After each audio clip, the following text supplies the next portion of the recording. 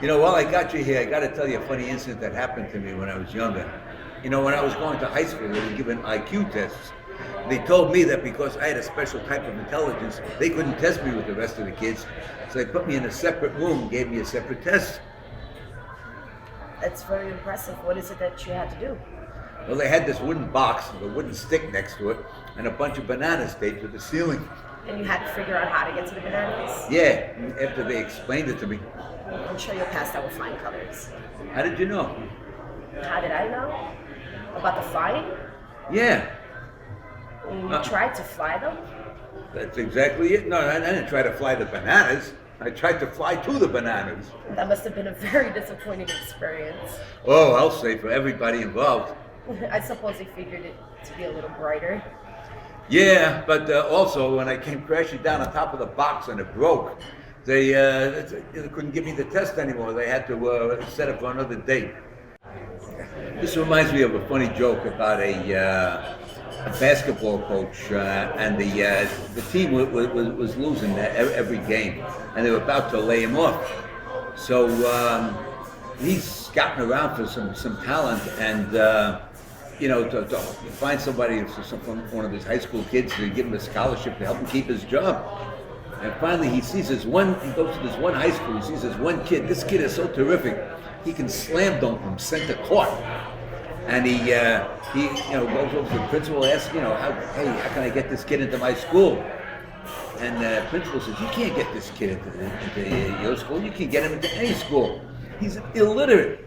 I said, look, coach says, let me see if I can talk to the president of the college by giving him a special test. And if I can, then you'll release him? The principal says, sure, glad to get rid of him. So anyway, he talks to the president, and the president says, okay, I'll devise a special test for him. He should be able to pass.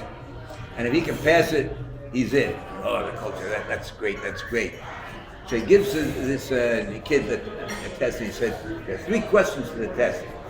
He said, now, the first test is, the first question is, you got to tell me how many seconds there are in a year, right?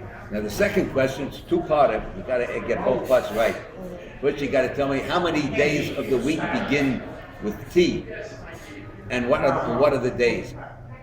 And the third question is, how many D's are there in Rudolph the Red-Nosed Reindeer?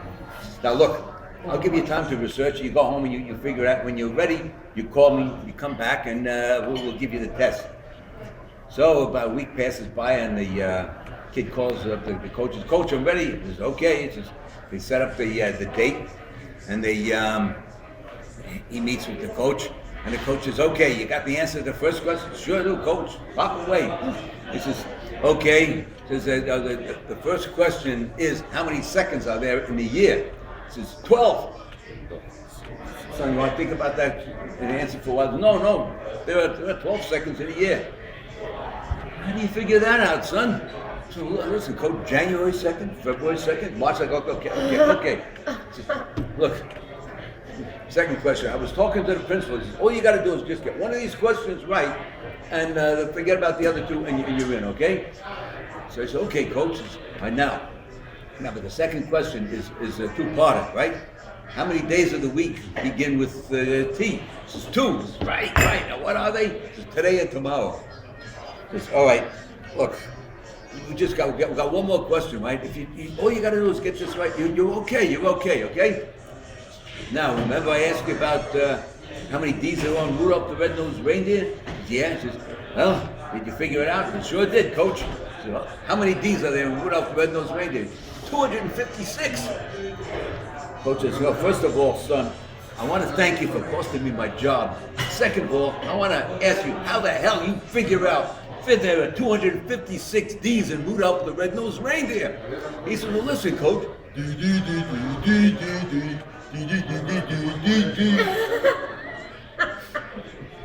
Okay, now it's time for a raunchy limerick. So all you people with virgin ears, I hope you got chastity belts built into your headsets. For the rest of you, take out the clothespins and put them on the nose, 'cause here goes. A pervert who came from Madrid. He wanted some sex from a squid, but he stood there aghast with his thumb up his ass, 'cause he didn't know which legs to spread. Thank you for dropping by.